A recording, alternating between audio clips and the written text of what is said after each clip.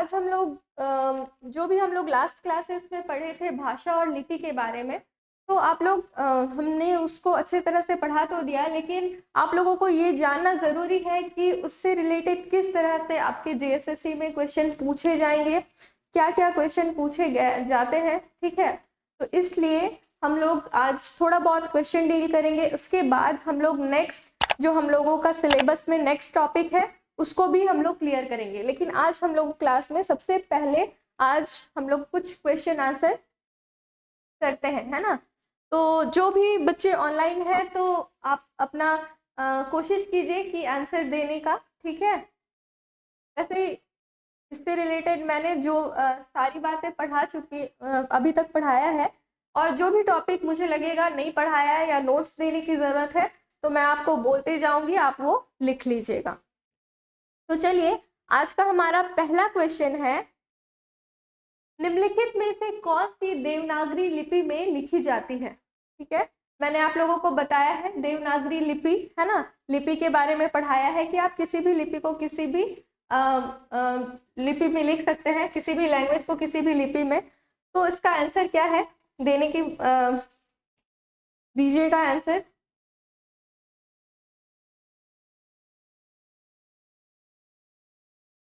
देखिए, इसमें हमारा जो आंसर होगा वो होगा मराठी।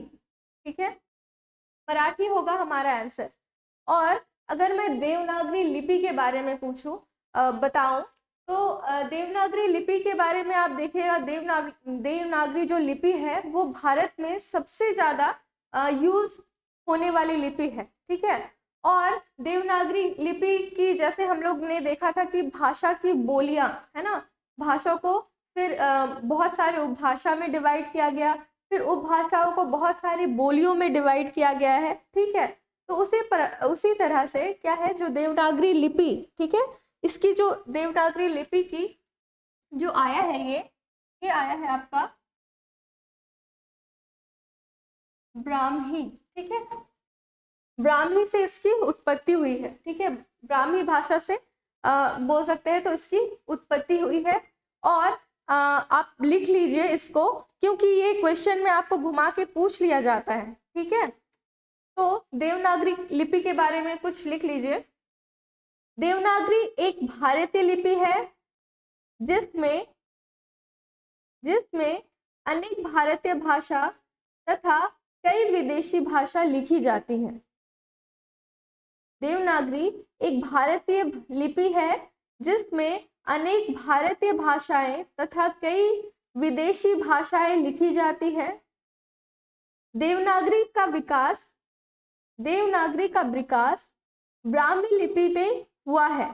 ठीक है, मैंने अभी बताया आपको जो देवनागरी लिपि है उसका जो विकास है वो ब्राह्मी लिपि में हुआ है, और यह एक धनात्मक लिपि है। ठीक है, ध्वनात्मक, ठीक है, ध्वनात्मक लिपि है। अगर आप देवनागरी लिपि की बात करें तो इसके अंतर्गत देवनागरी लिपि में बहुत सारे लैंग्वेजेस को लिखा जाता है। आप लोगों को भी पता है कि देवनागरी लिपि ये क्या है, ये एक तरह से ये देवनागरी लिपि है ना। तो इसको हम लोग बहुत सारे लैंग्वेज में यूज करते हैं, इस तरह की लिखावट। और जो देवनागरी लिपि है वो हमेशा बाईं से दाईं की ओर लिखी जाती है। ठीक है, इस तरह से क्वेश्चन आपको पूछे गए हैं, है ना, कि जो देवनागरी लिपि है वो किस ओर से लिखी जाती है।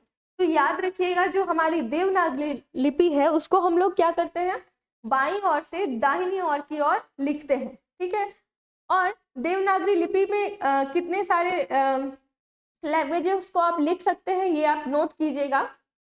सबसे पहला है संस्कृत, सेकंड है अभ्रंश, थर्ड है अवधी, फिर है भीली, फिर है भोजपुरी, नेक्स्ट बोडो, फिर है ब्रज भाषा, फिर है छत्तीसगढ़ी, डोंगरी, गुजराती, हरियाणवी, हिंदी, हिंदुस्तानी, कन्नड़, कश्मीरी, मराठी, मारवाड़ी, मुंडारी, नेवा, नेपाली, पाली, पहाड़ी, प्राकृत, पंजाबी, राजस्थानी, सादरी, बुंदेली, संथाली, साइकी,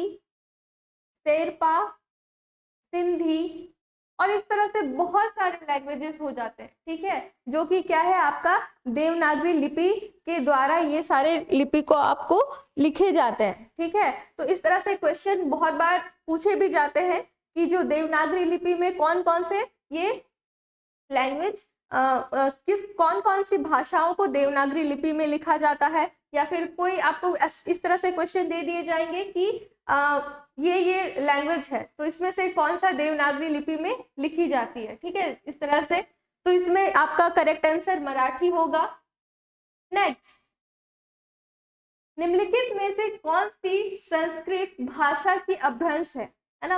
हम लोगों ने लास्ट क्लासेस में आपको बताया है कि बहुत सारे जब लैंग्वेज थे, है ना, तो लैंग्वेज जो हमारा सबसे पहला जो शुद्ध लैंग्वेज था वो ऋग्वेद था, जो कि संस्कृत में थे, जिसको आप आर्य भाषा भी बोलते हैं।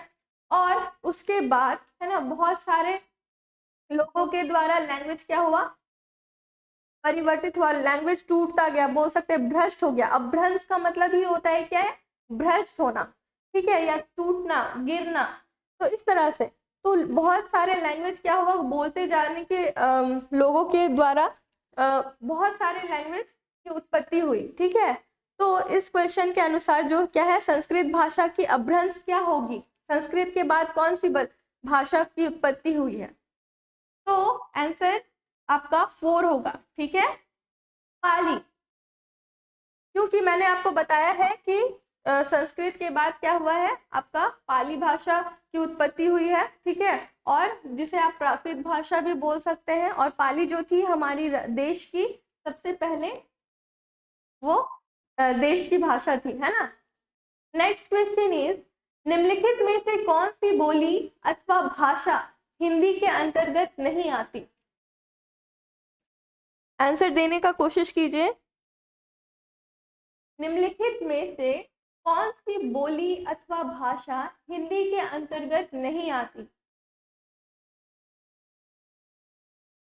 मैंने आप लोगों को ये नोट दिया है लास्ट क्लासेस में। देखिए, हिंदी में हम लोग बहुत सारे देखे थे, आप लोगों का उपभाषा और बोलियां देखे हैं। तो उसके आधार पर हम लोगों का जो लिस्ट पे नहीं था वो है आपका क्या है, तेलुगु, है ना।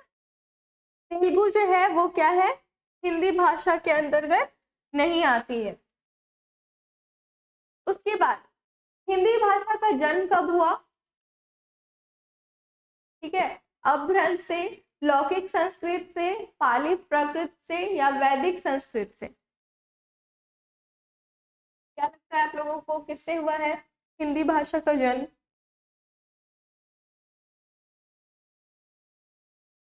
देखिए, अगर मैं बात करूं इसमें तो वैदिक संस्कृत जो है, वैदिक संस्कृत सबसे पहला था, है ना। ऋग्वेद के बाद ये क्या है, वैदिक संस्कृत हुआ। संस्कृत का उसका रूपांतरण होके क्या है, वैदिक संस्कृत आया। उसके बाद जैसे आप क्या बोलते हैं, उसको लौकिक संस्कृत भी बोला जाता है, ठीक है।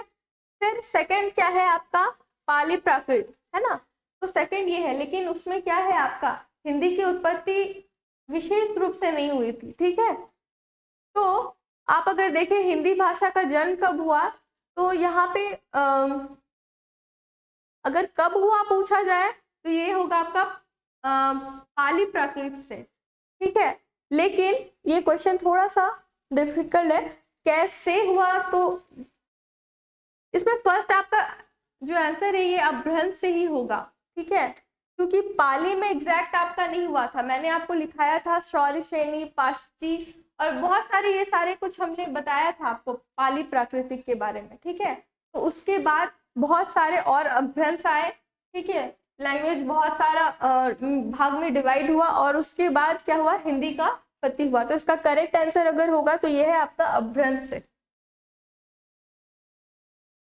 उसके बाद नेक्स्ट, मगही किस उपभाषा की बोली है, ठीक है। किसी ने क्लास में मुझे पूछा था कि मगही और मगधी दोनों क्या सेम लैंग्वेज है, तो जी हाँ, बिल्कुल मगही और मगधी, इसमें कंफ्यूज मत होइएगा, दोनों ही ये सेम ही है, ठीक है, मगही और मगधी।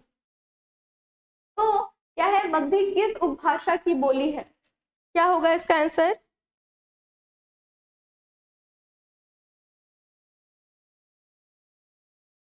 देखिए, मगही जो होगी ये आपकी बिहारी भाषा की, मगही उपभाषा किसकी है? बिहारी भाषा की, है ना। तो एक मैंने आपको पिछले क्लास में एक नोट्स दिया था, ठीक है, 5th पॉइंट में आपको लिखाया था मैंने, आपका उपभाषा में छत्तीसगढ़ी था, ठीक है, छत्तीसगढ़ी में आपका था भोजपुरी, मैथिली और मगही, है ना। लेकिन ये छत्तीसगढ़ी वहां पे नहीं होगा, उसके जगह पे ये क्या होगा? बिहारी लैंग्वेज, ठीक है, वहां पे बिहारी कर दीजिएगा। और बिहारी भाषा के अंतर्गत क्या है? बिहारी भाषा के अंतर्गत उसकी उपभाषा क्या है? Magahi. Next question is, Hindi की जननी है, क्या लगता है आपको हिंदी किससे बनी है? हिंदी भाषा की उत्पत्ति किससे हुई है? मुझे लगता है ये सबको आना चाहिए, है ना। इसका जो करेक्ट आंसर होगा वो संस्कृत से, ठीक है। जननी कौन है पूछा है, ठीक है। उसके बाद क्या है? ब्रज भाषा है, इसके अंतर्गत में से किस में से आता है ब्रज भाषा? किसके अंतर्गत? पूर्वी हिंदी, पश्चिमी हिंदी, बिहारी हिंदी या पहाड़ी हिंदी? किसके अंतर्गत आता है ब्रज भाषा? इसका करेक्ट आंसर हो जाएगा आपका पश्चिमी हिंदी, ठीक है। उसके बाद है, हिंदी की विशेष बोली ब्रज भाषा किस रूप में सबसे अधिक प्रसिद्ध है? हिंदी की विशेष बोली ब्रज भाषा किस रूप में सबसे अधिक प्रसिद्ध है? किसमें प्रसिद्ध है? ये ब्रह्मा भाषा है, 4th पॉइंट, अगर नहीं दिख रहा है आप लोगों को तो इसका करेक्ट आंसर क्या होगा बताइएगा।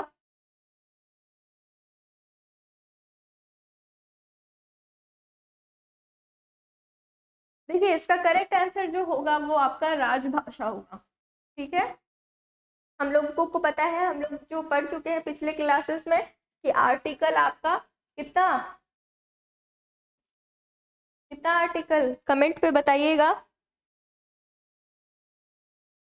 देखिए, संविधान के भाग 1 के आपका 17, है ना, 17 का 343 अनुच्छेद में, है ना, क्या किया गया है? हिंदी को राजभाषा घोषित किया गया था, इसके बारे में मैंने बताया है, ठीक है। तो इसका करेक्ट आंसर आपका हो जाएगा 1। उसके बाद नेक्स्ट, वर्तमान हिंदी का प्रचलित रूप है, क्या है? प्रचलित रूप क्या है? अवधी, ब्रजभाषा, खड़ी बोली, देवनागरी? सबसे ज्यादा प्रचलित कौन सा है हिंदी का अभी? इसका करेक्ट आंसर होगा आपका खड़ी बोली, ठीक है। मैंने आपको बताया है कि सबसे ज्यादा जो बोल सकते हैं प्रसिद्ध है उस टाइम, और ये सबसे पहले आपका जो खड़ी बोली है ये आपका मध्य प्रदेश में, ठीक है, मध्य प्रदेश में ही इसका जो उत्पत्ति बोल सकते हैं एक तरह से, जो कि पहले आंध्र प्रदेश था, है ना, तो वहां पे हुई है खड़ी बोली की उत्पत्ति। और जो उस टाइम हिंदी का सबसे शुद्ध रूप अगर आप कहना चाहे तो खड़ी बोली को आप बोल सकते हैं। उसके बाद किस तिथि को हिंदी को राजभाषा बनाने का निर्णय लिया गया? किस तिथि को हिंदी को राजभाषा बनाने का निर्णय लिया गया? करेक्ट आंसर क्या होगा?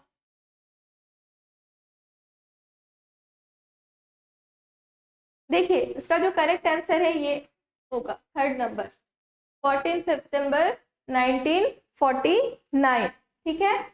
इतना को क्या किया गया?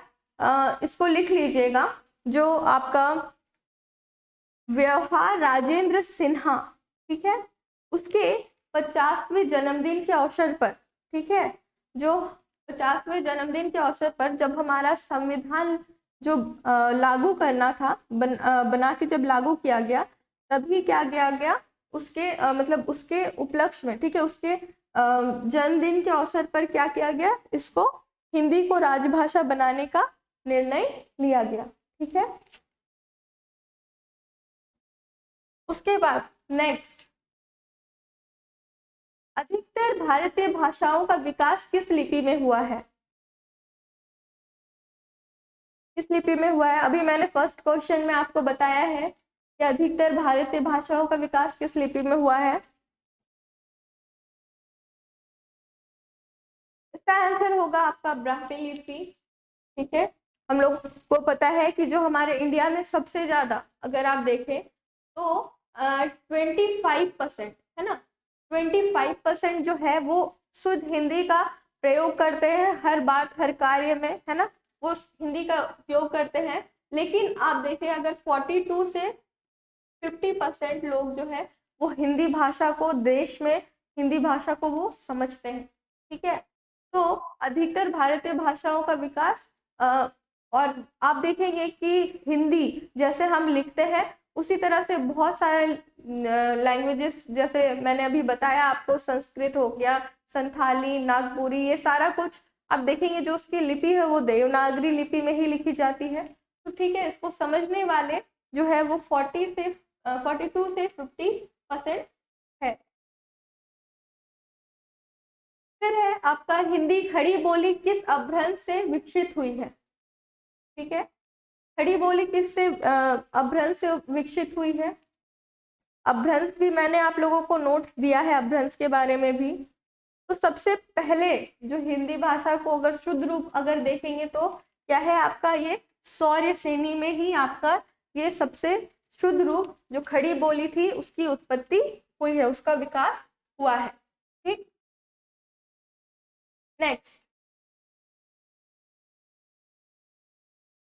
भाषाई आधार पर सर्वप्रथम किस राज्य का गठन हुआ? भाषाई आधार पर सर्वप्रथम किस राज्य का गठन हुआ? अब देखिए कौन सा ऐसा राज्य था जिस जो कि लैंग्वेज पर सबसे पहले लैंग्वेज के आधार पर बना। क्या लगता है आप लोगों को कौन सा होगा? पंजाब, जम्मू कश्मीर, राजस्थान, आंध्र प्रदेश, इनमें से कौन सा हो सकता है? देखिए इसका जो करेक्ट आंसर होगा वो होगा आंध्र प्रदेश। ठीक है, आंध्र प्रदेश में ही भाषा के आधार पर सबसे पहला ये राज्य बना है। उसके बाद निम्नलिखित में से कौन सी पश्चिमी हिंदी की बोली नहीं है? निम्नलिखित में से कौन सी पश्चिमी हिंदी की बोली नहीं है? कौन सी है, कौन सी नहीं है, बताइएगा। देखिए ये तीनों तो है ही है, ठीक है, बुंदेली, ब्रज, कन्नौजी, ये तीनों जो है क्या है, पश्चिमी हिंदी की जो है बोली है। जो नहीं है पूछा है यहाँ पे, तो वो कौन सा हो जाएगा? बघेली। ठीक है, ये आपका करेक्ट आंसर हो जाएगा। इसके बाद 8वां विश्व हिंदी सम्मेलन 2007 ईस्वी का आयोजन स्थल कौन सा है? ठीक है, इसमें क्या लगता है आप लोगों को, क्या हो सकता है? नागपुर, मॉरिशस, लंदन या न्यूयॉर्क? देखिए अगर मैं बात करूं हिंदी सम्मेलन की, ठीक है, तो हिंदी सम्मेलन जो है वो टोटल आप देखेंगे तो वो 11 सम्मेलन है। ठीक है, क्योंकि हर समय क्या है अलग अलग जगह पे हुआ है। ठीक है, अगर आप लिखना चाहेंगे तो बाद में आप इसका नोट्स मुझसे ले सकते हैं। ठीक है, बाकी अगर चाहे तो आप सर्च भी कर सकते हैं, बट का नोट आप अगर चाहे तो ले सकते हैं क्योंकि ये क्वेश्चन में पूछा जाता है। ठीक है, हिंदी सम्मेलन के बारे में, तो इसका आंसर आपका हो जाएगा न्यूयॉर्क। ठीक है, जो 8वां विश्व हिंदी सम्मेलन था जो कि 2007 में कहाँ पे हुआ था? न्यूयॉर्क में हुआ था। ठीक है, इसमें से बहुत ऐसे पूछे जाते हैं, जैसे हिंदी सम्मेलन का किसी भी 11 में से किसी के बारे में भी जब पूछ दिया जाता है तो उसमें पूछा ये भी जाता है कभी कभी कि कितने देशों ने उसमें भाग लिया था और कितने लोगों ने उसमें भाग लिया था। ठीक है, तो आप इसका नोट्स बना सकते हैं, अगर चाहे तो कर लीजिएगा। ठीक है, आज के लिए हमारा इतना ही क्वेश्चन है, और भी आप लोग अपने तरफ से देख लीजिए क्वेश्चन आंसर, है ना। चलिए, तो उसके बाद हम लोग नेक्स्ट देखेंगे, हमारा नेक्स्ट आज का जो हमारा टॉपिक है हम लोग उस पर फोकस करेंगे, है ना। आज का क्वेश्चन इतना ही था, उसके बाद हम लोग नेक्स्ट टॉपिक डील करते हैं।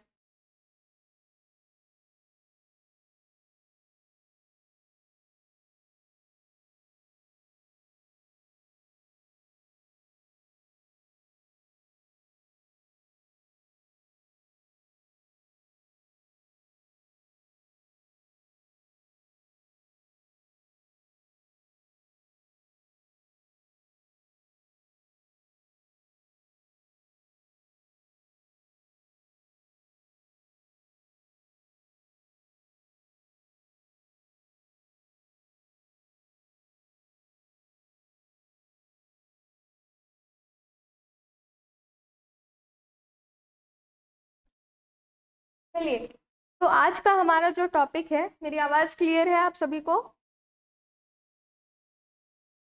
चलिए, तो आज का जो हमारा टॉपिक है आप लोग देख रहे हैं यहाँ पे, ये है क्या, वर्ण विचार। आज हम लोग इसके बारे में पढ़ेंगे, ठीक है। लेकिन हम लोग वर्ण विचार को समझने से पहले कुछ बातों को हम जानना चाहेंगे, है ना, बताना चाहेंगे। ठीक है, वो ये है कि देखिए, वर्ण, अगर वर्ण की आप बात करें तो इसके लिए सबसे इम्पोर्टेंट चीज जो महत्व रखती है वो है आपका ध्वनि।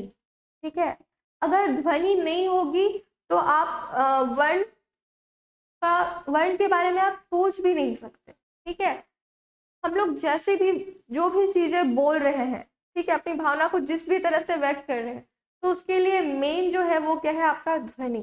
ठीक है, और ध्वनि के आधार पर ही बहुत सारी लिपि, है ना, बहुत सारे लैंग्वेजेस का क्या हुआ है, उत्पत्ति हुआ है। और अगर आप बात करें तो हर लैंग्वेज, है ना, ध्वनि के आधार पर ही उनकी उत्पत्ति हुई है। ठीक है, जैसे आप बात करें बंगला की, है ना, तो ध्वनि के आधार पर ही उनके जो वर्ण है उनको वो बनाया गया है। ठीक है, तो आज देखते हैं हम लोग वर्ण विचार के बारे में। ठीक है, तो उसमें कुछ जो परिभाषा है आप लिख लीजिएगा तो अच्छा रहेगा आप लोगों के लिए। वर्ण के बारे में लिख लीजिए, वर्ण किसे कहते हैं, वर्ण की परिभाषा लिख सकते हैं आप लोग। देखिए क्या है यहाँ पे, किसी भाषा की ऐसी इकाई जिसके खंड संभव ना हो वर्ण कहलाती है ना। और नेक्स्ट क्या है, वर्ण के बारे में दूसरी परिभाषा क्या है, वर्ण उस मूल ध्वनि को कहते हैं जिसका खंड ना हो। ठीक है, देखिए वर्ण की अगर बात करें तो इसमें सबसे मेन जो मैं बता रही हूँ कि क्या है, वो ध्वनि का ही सबसे ज्यादा काम है। ठीक है, अगर ध्वनि नहीं रहेगी तो आप वर्ण की उत्पत्ति नहीं कर सकते हैं। और जो वर्ण है वो जो किसी भी लैंग्वेज का, ठीक है, किसी भी लैंग्वेज का सबसे छोटा रूप होता है। ठीक है, अगर बात करूं यहाँ पे ये जो खंड वर्ड है, ठीक है, खंड है या फिर वर्ण है, तो इसमें आप देखिएगा इसका अगर आप संधि विच्छेद करना चाहें या इसको आप विच्छेद करें तो क्या हो जाएगा, इसका आप ठीक है, प्लस, ठीक है, अब इससे ज्यादा आप कर नहीं सकते, कर सकते हैं क्या, किसी शब्द को और ज्यादा तोड़ सकते हैं क्या, नहीं तोड़ सकते हैं। ठीक है, किसी, तो ये क्या है, आपका जो वर्ड है वो किसी भी लैंग्वेज का, ठीक है, वो सबसे छोटा रूप होता है।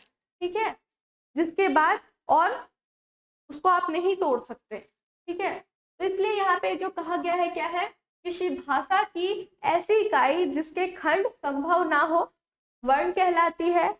और दूसरा क्या है, वर्ण उस मूल ध्वनि को कहते हैं जिसका खंड ना हो। ठीक है, आप अगर लिखना चाहे तो लिख सकते हैं।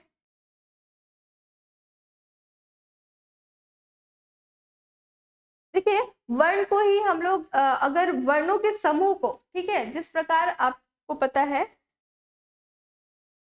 वर्ण है ना, ये सब हमारे क्या है, वर्ण है, ठीक है,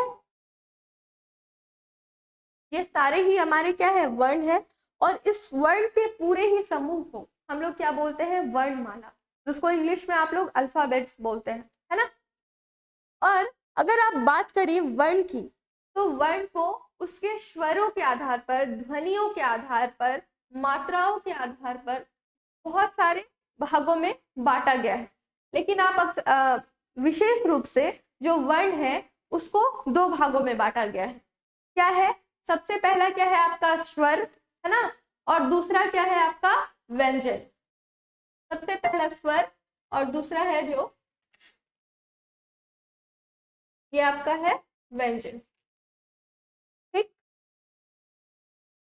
इसके बाद स्वर, अगर आप लोग डेफिनेशन लिखना चाहे तो लिख सकते हैं, मैं बताते जा रही हूँ, आप लोग डेफिनेशन इसका लिख सकते हैं। स्वर क्या है, तो स्वर, अगर आप स्वर की अगर परिभाषा देने का प्रयास करें तो क्या है, स्वर एक ऐसा वर्ण है, ऐसा जो भी आप देख रहे हैं, जैसे अ, आ, ई, उ, री, ए, ऐ, ओ, औ, ठीक है।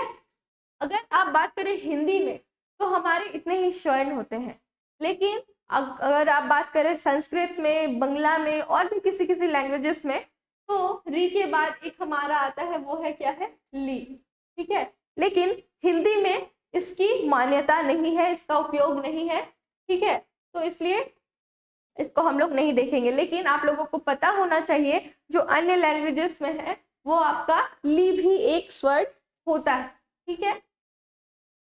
तो स्वर क्या है, जो कि क्या है, आपके मुंह से जब भी कोई वर्ड जब निकल रहा है तो क्या है, वायु का जो आप बोल रहे हैं, वायु का प्रवाह जो है, मुंह से जो भी आपका वायु निकल रहा है बोलते वक्त, उसका उसमें बोलते वक्त किसी तरह का अवरोध ना हो, ठीक है। जैसे आप देखिए तो इसमें किसी तरह से आपका अवरोध नहीं हो रहा है, ठीक है, आप क्लियर ही बोल रहे हैं। लेकिन आप इन सबों को अगर बोलने का प्रयास करें तो कहीं ना कहीं आप आपका मूर्धा, तालु, ये सारा चीजों का आप उपयोग करेंगे, ठीक है। तो अगर आप बोलना चाहें, ठीक है, तो स्वर क्या है, तो स्वर वैसी स्वर हम उसे बोल सकते हैं जिसमें कि क्या है, वायु का प्रवाह, हम स्वतंत्र रूप से किसी शब्द को बोलने के लिए वायु का प्रवाह में किसी भी चीज को, किसी भी चीजों का अवरोध ना हो, ठीक है, तो आप उसको स्वर बोल सकते हैं। देखिए अब अगर मैं बात करूं स्वर के बारे में, अभी हम लोग स्वर को हम लोग थोड़ा क्लियरली समझ लेते हैं, उसके बाद हम व्यंजन के बारे में पढ़ेंगे। देखिए स्वर के बारे में अगर आप देखें तो जो हमारा स्वर होता है, ठीक है, मैंने बताया आप लोगों को जो स्वर और व्यंजन को भी बहुत सारे भागों में बांटा गया है। तो सबसे पहला तो है एक आपका स्वर को अगर आप डिवाइड करने की कोशिश करें तो सबसे पहले क्या हो जाएगा, वृत्ताकार स्वर,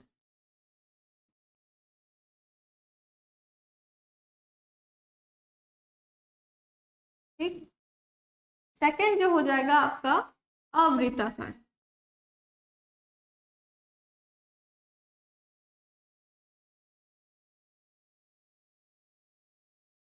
ठीक है। अब देखिए वृत्ताकार स्वर क्या हो जाएगा, जिसमें कि क्या है, आपका वृत्ताकार से ही आपको समझ में आ रहा है, जो आपकी मुंह की जो स्थिति होगी वो क्या होगा, गोल रूप में होगा, ठीक है। और अवृत्ताकार स्वर में क्या होगा, जिससे आप अपना जो आपका मुंह की स्थिति है वो गोल नहीं होगा, ठीक है। वृत्ताकार स्वर के अंतर्गत कौन कौन सी चीजें आ जाएंगी, अशु, दीर्घु, ओ और नेक्स्ट अ, ठीक है। ये सबसे पहला वृत्ताकार स्वर में आप अगर बोलने का प्रयास करें तो देखिएगा आपका जो मुंह का जो स्थिति है वो गोलाकार दिखेगी, ठीक है। इसके अलावा स्वर में बाकी जितने भी स्वर है, जैसे अ, आ, हर्षी, दीर्घी, ई,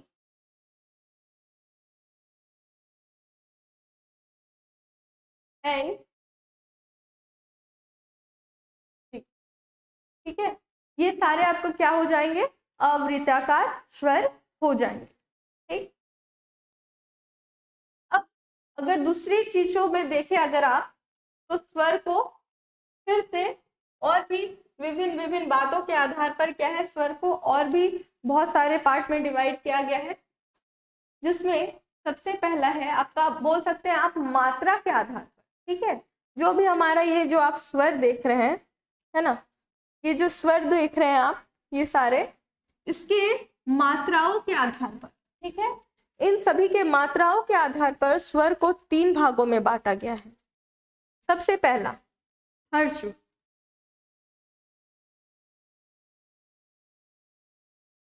ठीक है, हर्ष स्वर।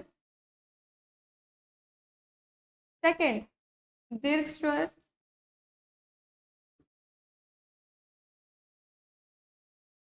और थर्ड जो होता है उसको आप बोल सकते हैं प्लुत, ठीक है, प्लुत स्वर।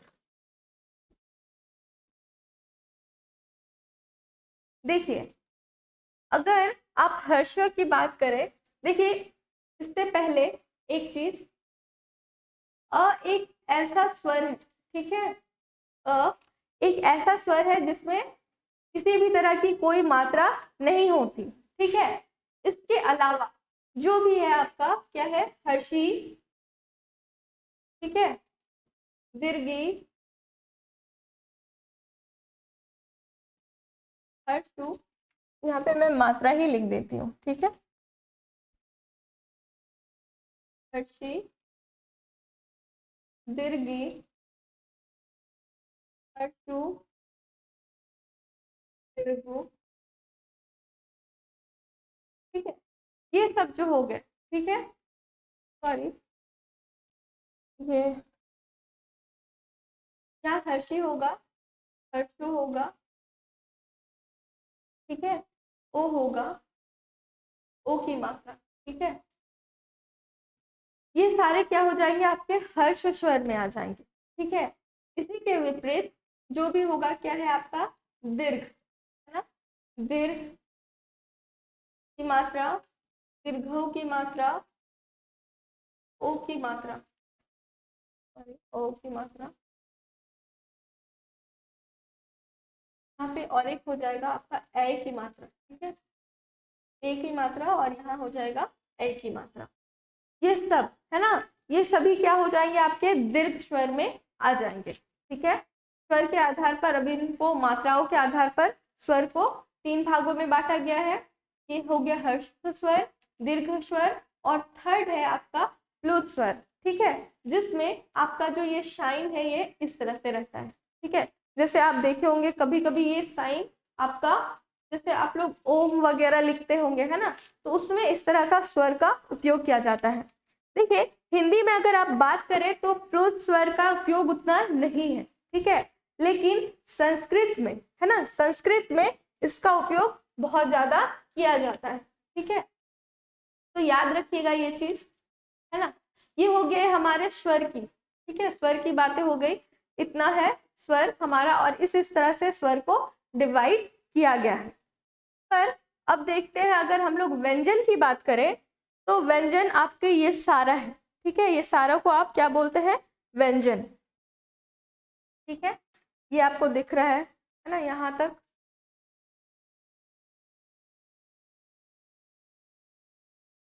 ठीक है, और उधर हो गया संयुक्त व्यंजन, ठीक है, तो ये सारे आपके क्या हो गए, व्यंजन, ठीक है। और व्यंजन को भी अब क्या है, इसके उच्चारण और बहुत सारे विभिन्नताओं के आधार पर, जो भी ध्वनि स्वर, है ना, सॉरी, ध्वनि के आधार पर भी इनको बहुत सारे पार्ट में डिवाइड किया गया है।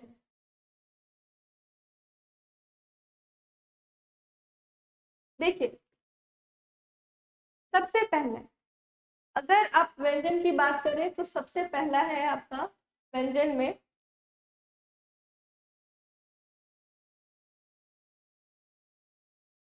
स्पर्श व्यंजन।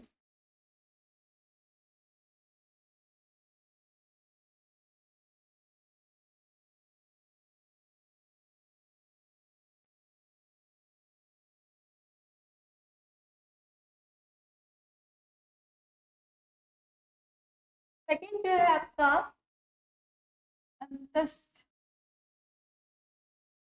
ठीक है, अंतस्थ व्यंजन।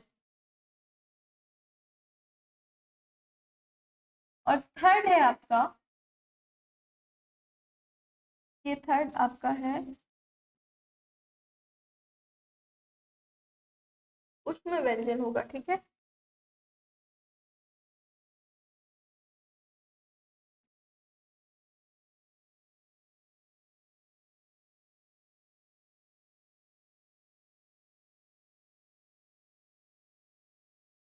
देखिए ये तीनों को आप लोग नोट कर लीजिए, इसके बाद हम लोग नेक्स्ट लास्ट वाले पेजेस से अच्छी तरह से समझने का प्रयास करेंगे, है ना। देखिए व्यंजन आपके तीन तरह से होते हैं, स्पर्श व्यंजन, अंतस्थ व्यंजन और थर्ड है आपका ऊष्म व्यंजन, ठीक है। इससे रिलेटेड आपको क्वेश्चन इस तरह से पूछे जाते हैं व्यंजन से कि कौन से व्यंजन आप किसको कौन से स्पर्श व्यंजन है, कौन से अंतस्थ व्यंजन है, कौन सा ऊष्म व्यंजन है, ठीक है। तो ये थोड़ा ध्यान से समझने की कोशिश कीजिएगा। देखिए सबसे पहला जो चीज है, आप स्पर्श व्यंजन के बारे में पढ़ रहे हैं, ठीक है, जिसमें क्या क्या का यूज होता है, जीभ, ठीक है, जीभ आप बोलते वक्त हर बात में, है ना, जीभ का यूज करते ही है। जब भी आप कुछ चीजों को बोलते हैं जीभ का यूज आपका कंपलसरी है, हर बातों में जीभ का यूज होता ही होता है, ठीक है। फिर उसके बाद तालु, ठीक है, उसके बाद कंठ, फिर है ओष्ठ यानी ओठ, है ना, ओष्ठ भी बोल सकते हैं, ओठ भी बोल सकते हैं, ठीक है, दांत, है ना। इन सभी चीजों का यूज क्या करते हैं, किसी भी चीज को हम लोग बोलने में इन सभी चीजों का हम लोग यूज करते हैं, ठीक है। जब भी हम लोग किसी चीज को बोलते हैं तो इन सभी चीजों का यूज आप करते हैं। अगर आप व्यंजन की परिभाषा को समझने का प्रयास करें तो क्या है, व्यंजन हम लोग उस को बोल सकते हैं जिसमें क्या है, कोई भी जो आपको ये वर्ड दिख रहे हैं ये आप क्या है स्वतंत्र रूप से यूज नहीं कर सकते हैं, उसके साथ कहीं ना कहीं आप अगर क बोल रहे हैं, ठीक है, मान लीजिए क बोल रहे हैं तो आपका क्या इसमें आपको क्या लग रहा है, क प्लस अ, ठीक है, तभी ये क्या हो रहा है मतलब हाँ, आप अगर देखें तो हर चीज में, है ना, इन सभी चीजों में क्या है, कहीं ना कहीं गुप्त रूप से आप इसका प्रोनाउंसिएशन कर ही रहे हैं। तो क्या है, व्यंजन क्या है, जिसमें हम जिसको हम बोलने के लिए क्या करें, स्वर का इस्तेमाल करते हैं, तो उसको आप क्या बोल सकते हैं, व्यंजन बोल सकते हैं, ठीक है। देखिए आप इस चीज को समझ लीजिएगा तो कोई भी नोट्स बनाने की इतनी बात नहीं है, ठीक है, बस समझ लीजिए, ठीक है, कि स्वर क्या है, व्यंजन क्या है और इसको किस तरह से डिवाइड किया गया है। आप लोग छोटे से ही ये सारी चीजों को पढ़ते ही आ रहे हैं, है ना, पर थोड़ा सा इसका जो डिवाइड है, डिवीजन किया गया है इसको, इसके बारे में भले पता नहीं होगा लेकिन पढ़ते तो आप लोग छोटे से ही आ रहे हैं, है ना, ये सारे कुछ को। तो अब देखिए हम लोग ये सारे क्या है व्यंजन में आप लोग व्यंजन को हम लोग प्रोनाउंस करते समय हम लोग ये सारी चीजों का उपयोग करते हैं, है ना, जीभ, तालु, कंठ, दांत, है ना, ये सभी चीजों का उपयोग होता है, ठीक है। अब पहले सबसे पहले आप लोगों को बताया कि व्यंजन का 3 टाइप्स बताया, ठीक है, उसमें सबसे पहले मैंने आप लोगों को लिखाया स्पर्श व्यंजन, है ना। तो स्पर्श व्यंजन ये प वर्ग तक के सभी व्यंजन को आप क्या बोल सकते हैं, स्पर्श व्यंजन आप कह सकते हैं, ठीक है, ये सभी आपका स्पर्श व्यंजन हो गया, ठीक है। इसके बाद मैंने सेकंड बताया आपको, देखिए इसमें आपको क्वेश्चन इस तरह से पूछ लिए जाते हैं कि इसमें से कौन सा क वर्ग का व्यंजन है, कौन सा ट वर्ग का व्यंजन है, या इसमें से कौन सा ट वर्ग का व्यंजन नहीं है, या त वर्ग का व्यंजन नहीं है। इसमें से कुछ यहाँ दे दिया जाएगा और पूछा जाएगा इसमें से क्या नहीं है, तो आप इसको आसानी से कर ही सकते हैं, है ना। इसके बाद देखिए अंतस्थ व्यंजन, है ना, सेकंड है आपका, ये आपका हो गया पहला स्पर्श व्यंजन, सेकंड जो है आपका अंतस्थ व्यंजन, ठीक है, जिसके अंतर्गत क्या है, य र ल वो, है ना। इसमें आप देखिएगा ज्यादा से ज्यादा किसका यूज होगा, मूर्ध, है ना,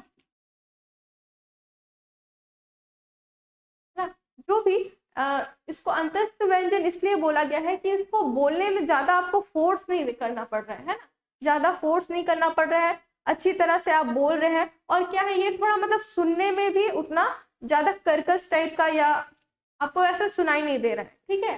तो इसलिए ये सारे व्यंजन को किस में रखा गया है, अंतस्थ व्यंजन में रखा गया है। और अधिकतर इसको बोलने में किसका किसका उपयोग होता है, जीभ का, है ना, मूर्धा का और ओष्ठ का, है ना, ये सभी चीजों का उपयोग होता है, ठीक है। अब जो थर्ड है आपका, ये है आपका ऊष्म व्यंजन। ऊष्म व्यंजन जो कि आप देख पा रहे हैं, तलविष्या,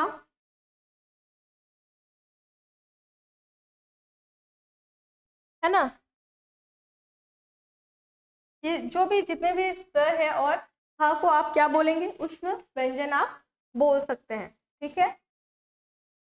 इसमें क्या होता है, जब भी आप इसको बोलेंगे तो क्या होगा, थोड़ा फोर्स लगाना पड़ेगा, जैसे श, है ना, और कहीं ना कहीं जो वायु में है आपको बोलते वक्त क्या है, अवरोध हो रहा है ना, तो इसलिए क्या है, इसको जो है ऊष्म व्यंजन, है ना, बोलने के जो बोलने में क्या हो रहा है, थोड़ा सा फोर्स लग रहा है, थोड़ा ऊष्म लग, इसलिए इसको क्या है, ऊष्म व्यंजन में रखा गया है, ठीक है, ये श और ह को, ठीक, ये तीनों क्लियर है। कुछ प्रॉब्लम है तो मैसेज कर सकते हैं आप लोग, कमेंट पे बताइए।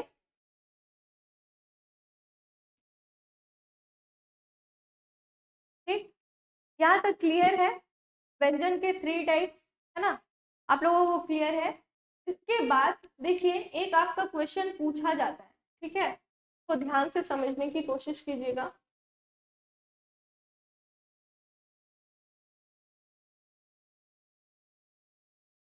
देखिए ये आपको क्वेश्चन पूछा जाता है, अल्प प्राण,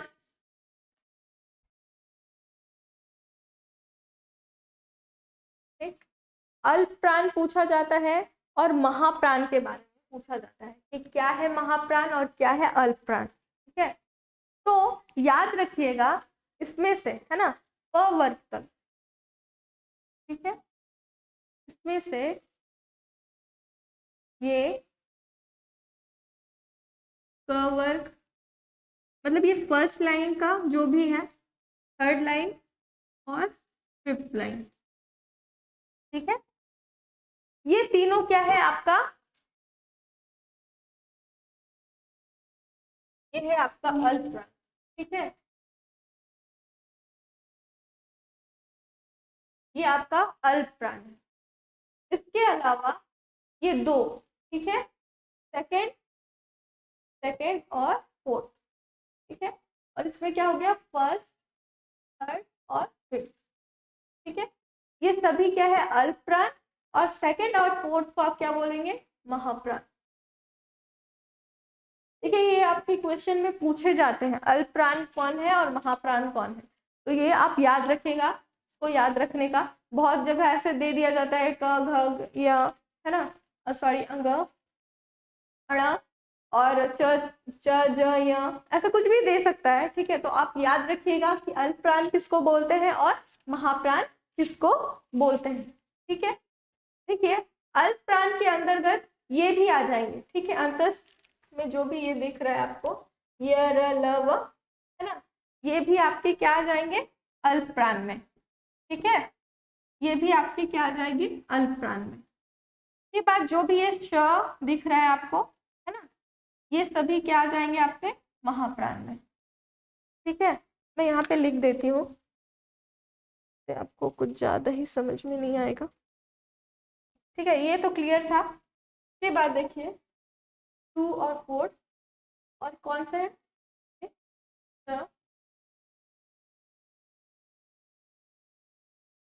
ये सब आपके क्या आ जाएंगे महाप्राण में, और अल्पप्राण में क्या जाएंगे य र र।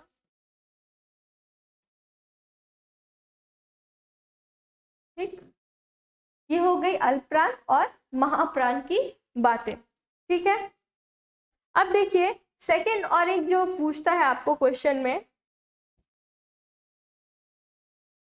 वो है घोष और सघोष, जिसको आप घोष को आप सघोष भी बोलते हैं, और क्या होता है अवघोष। ठीक है, ये दो पार्ट है व्यंजन में। पहला जो है आपका घोष, या जिसको आप सघोष भी बोल सकते हैं, और सेकंड जो है आपका अवघोष।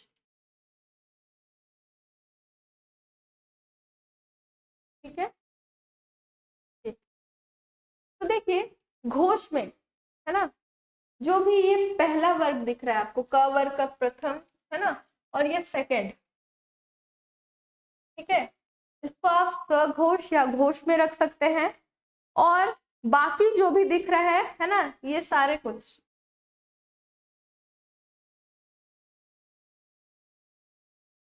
ठीक है, ये सभी को आप क्या में रख सकते हैं अवघोष में रख सकते हैं। ठीक है, क्लियर है इतना। देखिए अगर आप घोष और सघोष की बात करें, तो आप अगर देखिएगा जो घोष में है, ठीक है, क ख है ना, इसको बोलने में कहीं ना कहीं आपका जो है बोल सकते हैं आप एक तरह से जो हम लोग बोल रहे हैं, तो इसमें क्या है स्वर तंत्रियां जो है, वो स्वर तो हर में शामिल है, हर व्यंजन में क्या है कहीं ना कहीं स्वर छुपा हुआ है। तो जो स्वर तंत्रियां हैं उसमें क्या है कहीं ना कहीं झनकार, मतलब बोल सकते हैं झनकृत बोल सकते हैं, जैसे ख है ना, तो ये कहीं ना कहीं ये झनकृत बोल सकते हैं, या झनकृत बोल सकते हैं। ठीक है, तो ये कहीं ना कहीं ये आपको थोड़ा सा झनकृत टाइप का सुनाई दे रहा है। ठीक है, लेकिन बाकी जो है ग घ या है ना, और ये सारे कुछ, इसमें आपको क्या जो है नहीं सुनाई देगा। ठीक है, झनकृत वर्ड नहीं सुनाई देगा। तो इसका डिवीजन यही है कि इसको घोष में जो स्वर तंत्रियां है थोड़ा झनकृत रूप से सुनाई देती है, और बाकी जो अघोष है उसमें आपको ये झनकृत स्वर जो है स्वर तंत्रियां में सुनाई नहीं देती है। इसी के साथ साथ अगर आप देखें तो जो घोष होगा इसमें आपका ये आ जाएगा, इसके अलावा है ना, ये जो प्रथम और द्वितीय, प्रथम और द्वितीय जो भी वर्ड है ना, उसके अलावा क्या क्या आ जाएगा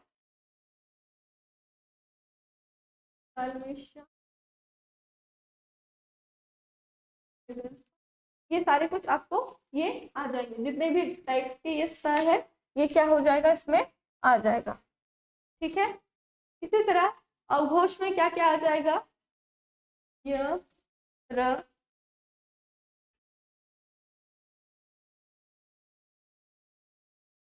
ल। ठीक है, ये सारे क्या हो जाएंगे आपका, और साथ ही साथ एक हो जाएगा आपका ह। ठीक है, ये भी आपका कहाँ आ जाएगा, ये अघोष में आ जाएगा। ठीक है, इतना तो समझ में आ गया आप लोगों को, कोई दिक्कत है अभी तक में? दिक्कत नहीं है तो हम लोग आगे बढ़ेंगे, है ना, थोड़ा इसको समझना, जल्दी समझते हुए चलिएगा। चलिए इसके बाद हम लोग देखते हैं, है ना, ये आप लोगों को क्वेश्चन में पूछा जाता है तो ध्यान रखिएगा, घोष अघोष और अल्पप्राण महाप्राण क्या होता है, ये सारे कुछ आपको क्वेश्चन में पूछे जाते हैं। ठीक, अब देखिए एक चीज है जो और एक पूछा जाता है, हल।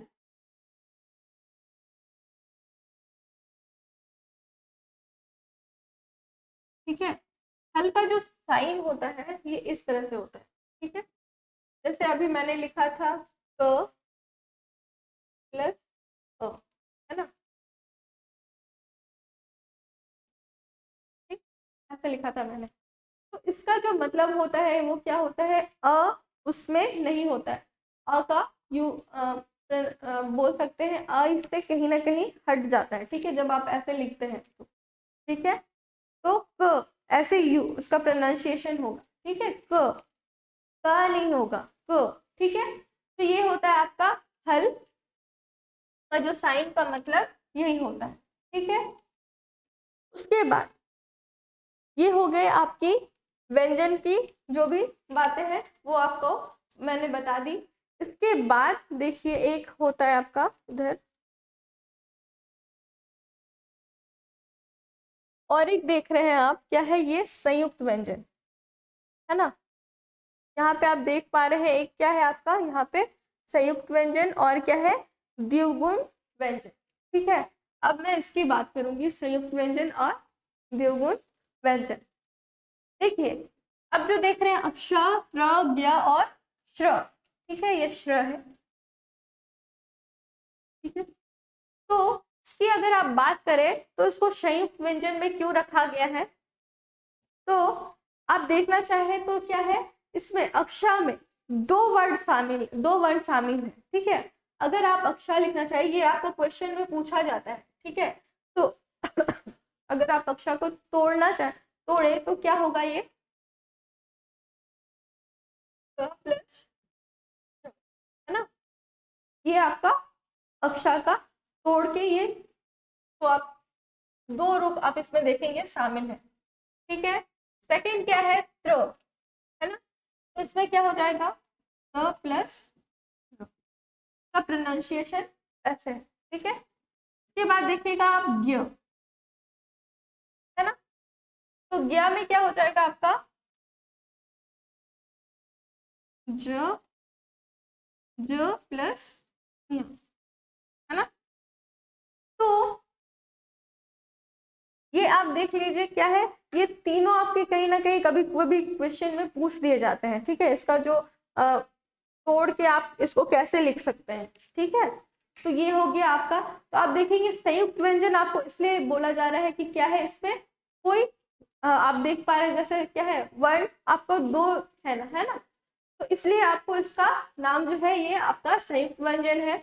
इसके बाद क्या है आपका ड और ढ, ठीक है, ड और ढ की बात करें, ये आपका हो गया संयुक्त व्यंजन, और द्विगुण व्यंजन में आपका क्या हो जाएगा, इसको इसमें इसलिए रखा गया है कि बोला जाता है ऐसा कि जो है द्विगुण व्यंजन जो है पहले हिंदी में ये शामिल नहीं था, अभी तो लैंग्वेज का और नया नया उत्पत्ति हुआ है ना। तो अभी कहीं ना कहीं बहुत सारे अदर कंट्री के जो विदेशी लोग हैं वो आकर इस तरह का जो प्रोनाउंसिएशन करते हैं हिंदी का, है ना, जो भी जैसे वो बोलते हैं उसके आधार पर, है ना, जो भी हमारा हिंदी में ये दो वर्ड को शामिल किया गया है, ड और ढ को, है ना। तो इसलिए क्या है, द्विगुण व्यंजन इसको बोला गया है, ठीक है। ये हो गया आपका, ठीक। उसके बाद अगर आप बात करें तो अनुस्वार और विसर्ग के बारे में, ठीक है, तो इसको भी हम लोग देखेंगे। फिलहाल इतना दूर तक क्लियर है सबको,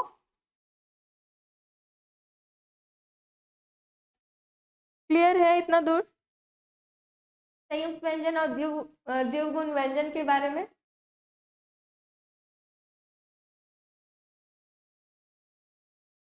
देखिए ये तो हो गया आपका व्यंजन की, है ना, व्यंजन के बारे में हो गया आप लोगों का जो भी है। इसके बाद देखिए ये दो चीज और, अनुस्वार और विसर्ग के बारे में, ठीक है, इसके बारे में भी आपको क्वेश्चन में पूछे जाते हैं कि अनुस्वार, है ना, जो कि आप देख रहे हैं इस तरह से, है ना, ये जो आपका बिंदु दिख रहा है ये,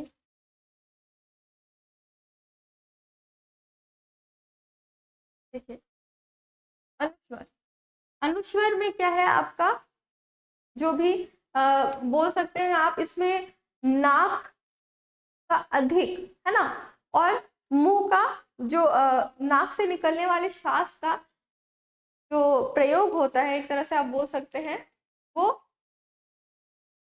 नाक से अधिक श्वास, है ना, और मुंह से कम श्वास, किसी भी वर्ड को बोल सकते हैं। जैसे आप बोल सकते हैं इसमें आप ले लीजिए अंक, है ना, इसके बाद है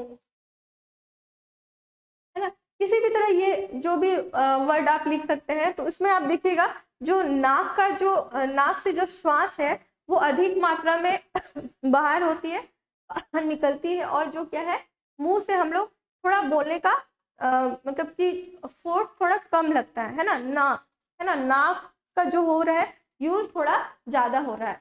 उसी तरह विसर्ग में इसके ऑपोजिट हो जाएगा, है ना, जो हम लोग क्या है बोल सकते हैं, जो हम लोग बोलते हैं तो क्या है उसमें क्या है आपका नाक से श्वास का जो मात्रा है वो कम हो जाता है और मुंह से हम लोग इसको ज्यादा बोलते हैं। ठीक है, जैसे आप ले लीजिए अत्ता, है ना, अत्ता,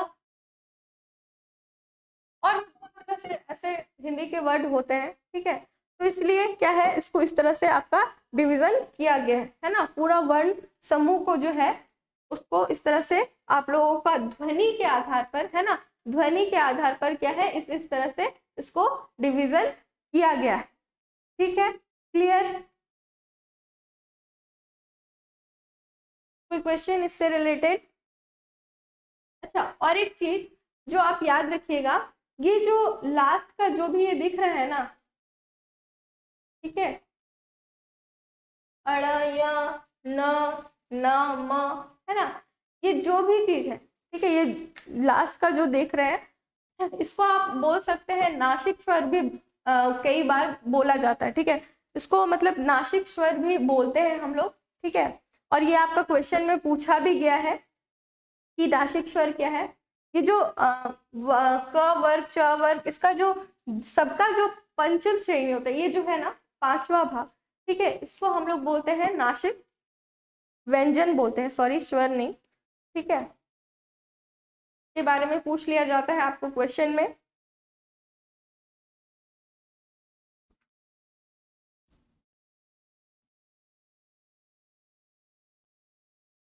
क्लियर है यहाँ तक सारे? कुछ पूछना है तो पूछ सकते हैं।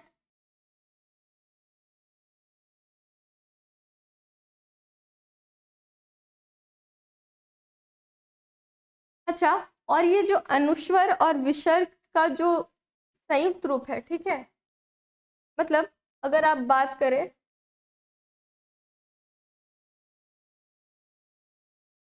ये अनुस्वर और विसर्ग, ये दोनों का जो भी वर्ड होता है या फिर जो भी इससे जो भी मतलब कि वर्ड इसके द्वारा बोला जाता है, ठीक है, तो इसको आप लोग बोल सकते हैं, एक वर्ड है इसका आयोगवाह।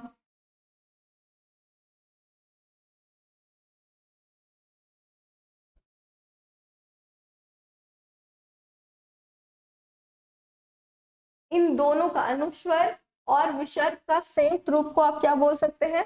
आयोगवाह बोला जाता है। ठीक है, याद रखिएगा क्वेश्चन में ये पूछा जाता है कि आयोगवाह क्या है और कौन सा वर्ड इसके अंतर्गत नहीं आएगा। तो याद रखिएगा जहां पे अनुस्वर विसर्ग नहीं होगा वैसे वर्ड क्या होंगे? आयोगवाह नहीं हो सकते हैं। ठीक है, क्लियर?